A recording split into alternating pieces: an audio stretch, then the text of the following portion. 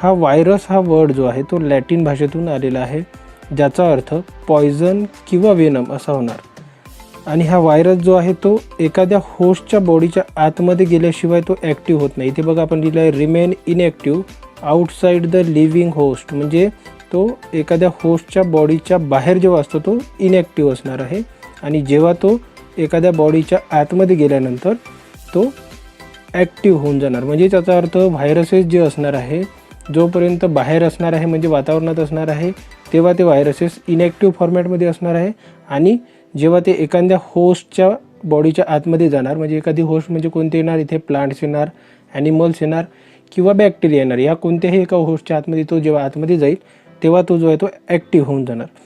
त्याच्यानंतर हे व्हायरसेस जे असणार आहे त्यांना आपण पूर्णपणे जीव आहे असं म्हणू शकत नाही, कारण व्हायरसेस जे असणार आहे ते ट्रान्झिशनल फॉर्ममध्ये आहे, म्हणजेच ते लिव्हिंग आणि नॉन लिव्हिंग यांच्यामधला फॉर्ममध्ये त्यांना कॅटेगरीमध्ये टाकलेलं आहे. त्यांच्या दोघांच्याही मधातले ते कॅरेक्टर दाखवतात, म्हणजे लिव्हिंगचे काही कॅरेक्टर दाखवतात लिव्हिंग ऑर्गॅनिझमचे, आणि नॉन लिव्हिंग ऑर्गॅनिझमचे पण काही कॅरेक्टर ते दाखवत असतात.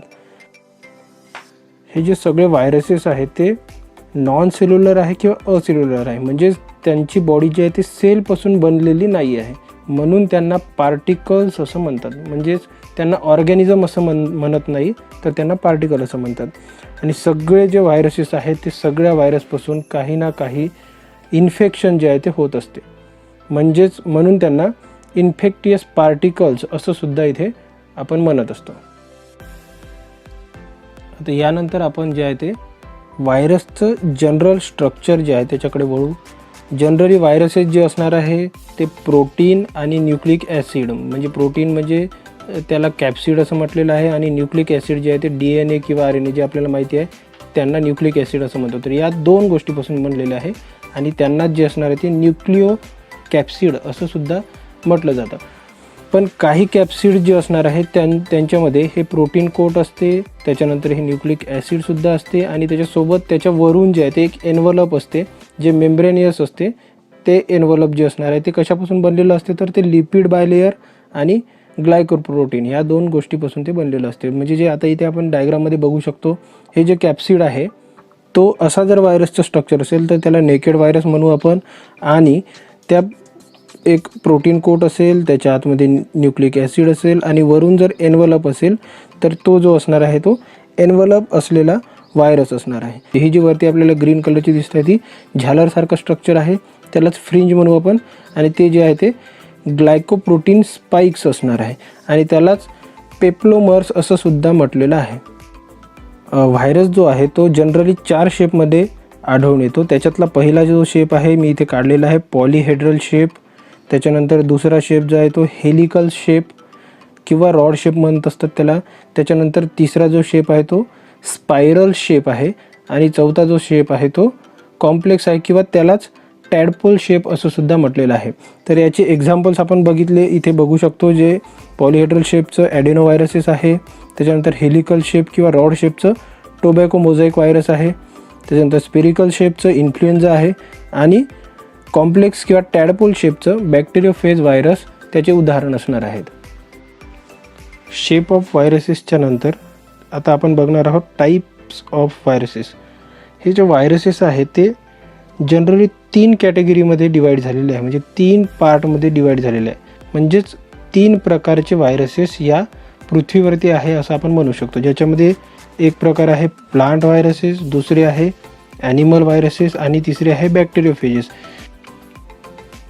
आणि हे जे टाईप्स जे पडलेले आहे व्हायरसेसचे ते 3 टाईप जे असणार आहे ते कशामुळे पडलेले आहे, तर ते कोणत्या होस्टला इन्फेक्ट करणार आहे त्याच्यानुसार हे 3 टाईप पडलेले आहे. म्हणजेच इथे आपण जर प्लांट व्हायरसचा विचार केला तर प्लांटला इन्फेक्ट करणारे व्हायरस म्हणजेच प्लांट व्हायरस असणार आहे, ॲनिमलला इन्फेक्ट करणारे व्हायरस म्हणजेच ॲनिमल व्हायरसेस असणार आहे, आणि बॅक्टेरियाला इन्फेक्ट करणारे व्हायरसेस म्हणजेच बॅक्टेरियोफेजेस असणार आहे. म्हणजे ज्या होस्टला ते इन्फेक्ट करतील त्याच्यानुसार त्यांना 3 कॅटेगरीमध्ये डिवाईड करण्याचा इथे प्रयत्न झालेला आहे.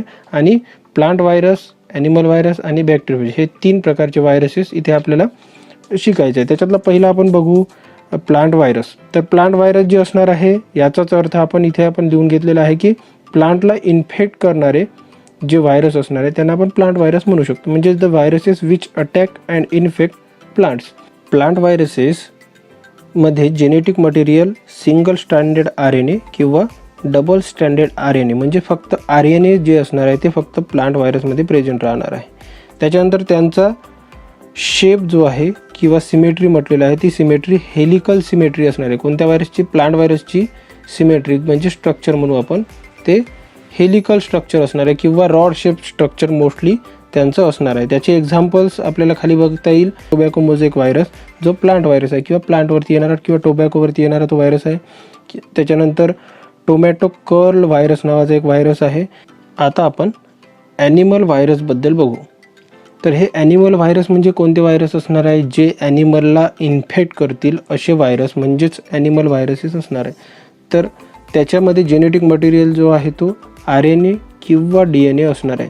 एक गोष्ट इथे महत्त्वाची लक्षात घ्यायची आहे की जेनेटिक मटेरियल ह्या सगळ्या व्हायरसेसमध्ये असलेले जेनेटिक मटेरियल जे असणार आहे ते RNA किंवा DNA असणार आहे. म्हणजे कधी RNA असेल काही व्हायरसेसमध्ये, काही व्हायरसेसमध्ये DNA असेल, पण कोणत्याच व्हायरसमध्ये DNA आणि RNA या दोन्ही गोष्टी इन्क्लूड नसणार आहे. दोन्ही गोष्टी कोणत्याच व्हायरसमध्ये एका वेळेला प्रेझेंट नसणार आहे. फक्त एक तर RNA असेल किंवा DNA असेल. तर ॲनिमल व्हायरसेसमध्ये RNA असेल किंवा DNA प्रेझेंट असणार आहे. त्याच्यात जेनेटिक मटेरियल आणि त्याच्यावरून जे असणार आहे ते काय असणार आहे तर कॅप्सिड असणार आहे. त्याच्यानंतर त्याची जी सिमेट्री आहे ॲनिमल व्हायरसेसची सिमेट्री जी आहे ती रॅडियल सिमेट्री आहे आणि मोस्टली पॉलिहेड्रल इन शेप. आपण जी शेप बघितले पॉलिहेड्रल शेप तेच त्या शेपचे व्हायरसेस जे आहे ते ॲनिमल व्हायरसेस असतात. तर काही ॲनिमल व्हायरसचे एक्झाम्पल आपण बघूया. त्यातलं पहिलं एक्झाम्पल आपल्याला नेहमी फ्लू होत असतो. तर तो फ्लू जो आहे तो इन्फ्लुएन्झा व्हायरसमुळे होत असतो. त्याच्यानंतर आता जो सध्या असलेला COVID-19 व्हायरस आहे. त्याच्यानंतर पोलिओ व्हायरसबद्दल आपण ऐकलेलं आहे की त्याच्यानंतर रायनो व्हायरस ज्याच्यामुळे सर्दी किंवा कॉमन कोल्ड होत असते आणि त्याच्यानंतर मिझल्स व्हायरस आहे. हे सगळे ॲनिमल व्हायरसेसचे एक्झाम्पल आहे. आता त्याच्यानंतरचा जो व्हायरस असणार आहे तो बॅक्टेरियोफेज व्हायरस आहे.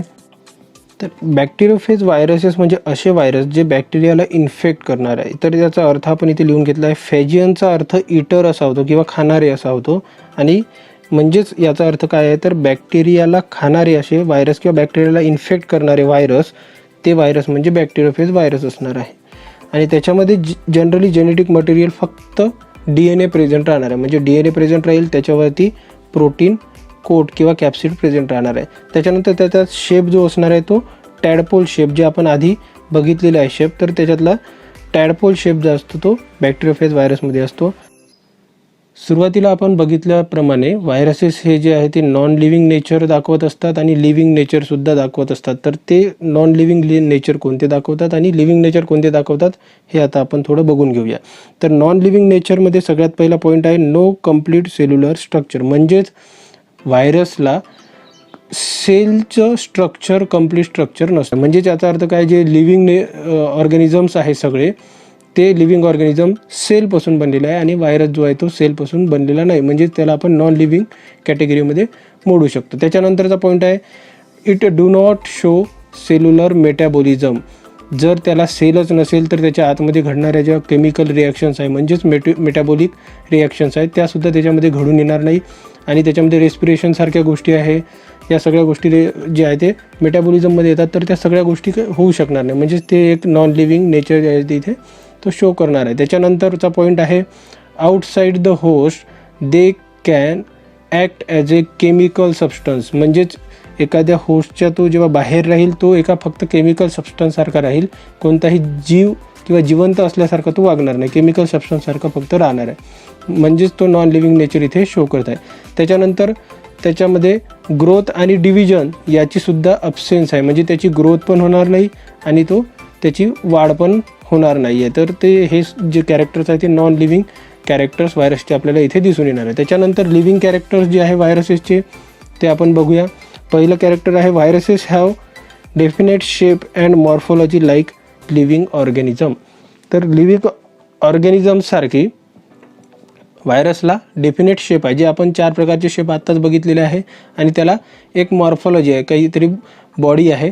तर ते जे असणार आहे ते लिव्हिंग नेचर आपल्याला इथे असल्याचं दिसत असते. त्याच्यानंतर possesses genetic material like DNA और RNA. जे लिव्हिंग ऑर्गॅनिझम आहे त्यांच्या बॉडीमध्ये असलेल्या जेनेटिक मटेरियलसारखं DNA आणि RNA त्यांच्या बॉडीमध्ये असते. म्हणजेच त्याला थोडे लिव्हिंग नेचरसुद्धा आपल्याला दिसत आहे. त्याच्यानंतर it show irritability and respond to environmental condition like heat, humidity, UV rays and alcohol. इथे इरिटेबिलिटीचा अर्थ होतो रिस्पॉन्ड करणे. तर तो जो व्हायरस आहे तो काही गोष्टीला रिस्पॉन्डसुद्धा करत असतो. जसे लिव्हिंग ऑर्गॅनिझम भरपूर गोष्टीला रिस्पॉन्ड करतात, तसे हीटला हे व्हायरसेस रिस्पॉन्ड करणार, ह्युमिडिटीला करणार, UV रेजला करणार आणि अल्कोहोललासुद्धा रिस्पॉन्ड करणार आहे. तर हे झाले लिव्हिंग आणि नॉन लिव्हिंग नेचर व्हायरसेसचे. त्याच्यानंतरचा पोर्शन जो आहे तो आपल्याला इथे बघायचा आहे. एक स्मॉल पोर्शन आहे.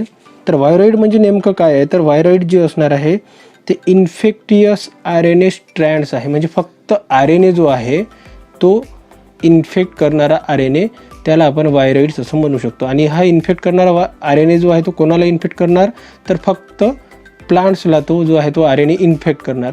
आता व्हायरॉइड्सला व्हायरसपेक्षा वेगळं कसं समजायचं, तर व्हायरॉइड्स जे असणार आहे त्याच्यामध्ये फक्त जेनेटिक मटेरियल हे जे आहे ते इन्फेक्ट करणार आहे. तर त्याच्या भोवती जे प्रोटीन कोट किंवा कॅप्सिड आहे ते अब्सेंट असणार आहे. कशामध्ये, तर व्हायरॉइडमध्ये प्रोटीन कोट अब्सेंट असणार आहे, म्हणून त्याला व्हायरॉइड्स असं म्हटलेलं आहे. म्हणजे इथे काय होत आहे, तर एक RNA जो आहे तो प्लांटला इन्फेक्ट करत आहे, तर त्याला आपण काय म्हणणार, व्हायरॉइड्स असं म्हणणार. तर इथे एक्झाम्पल दिलेलं आहे, potato spindle tuber disease cause by single stranded RNA which is lack protein coat. म्हणजे हे जे व्हायरॉइड्स आहेत तर त्याचा शोध जो असणार आहे तो TP डायनर या सायंटिस्टने लावलेला आहे. आणि त्याचं जो व्हायरॉइड आहे त्याचं मॉलिक्युलर वेट जे असणार आहे ते लो आहे आणि त्याची साईजसुद्धा जी असणार आहे ते व्हायरसपेक्षा कमी असणार आहे. तर हे झालं व्हायरॉइड्सबद्दल.